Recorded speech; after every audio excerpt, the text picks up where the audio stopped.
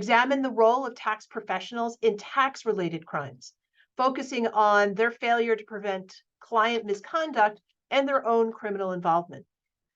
We will be discussing how professionals evade legal repercussions while facilitating illegal tax actions. This dark area is exceedingly complex.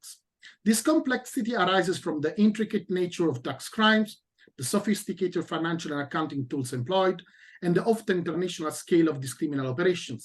Moreover, the obscure dynamics related to the interplay between tax crimes and other criminal activities add to this complexity.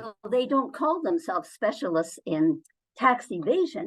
They call themselves specialists in wealth management and estate management. And they will only take clients who are from the very top 1%.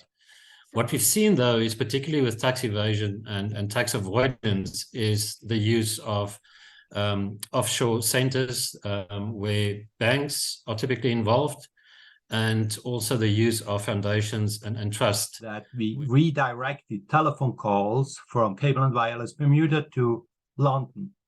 And we had email address in Bermuda. And that basically meant there's a physical presence. So not even a tax investigator or let's say a prosecutor would fly to Bermuda to see if that office really exists there.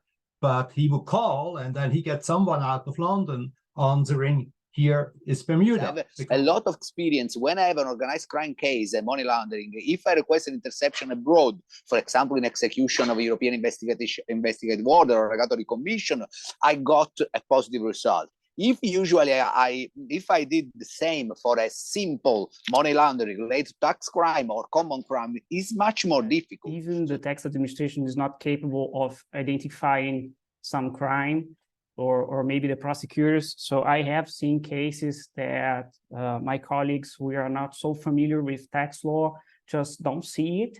It depends on what we're defining as crime and what we're referring to as crime, because in terms of like the major firms, if a lot of the things that might have been considered crimes at one time have been slowly eroded and redefined as to being non-criminal. It is really good for government and really bad for criminals when other countries work so well together. And I think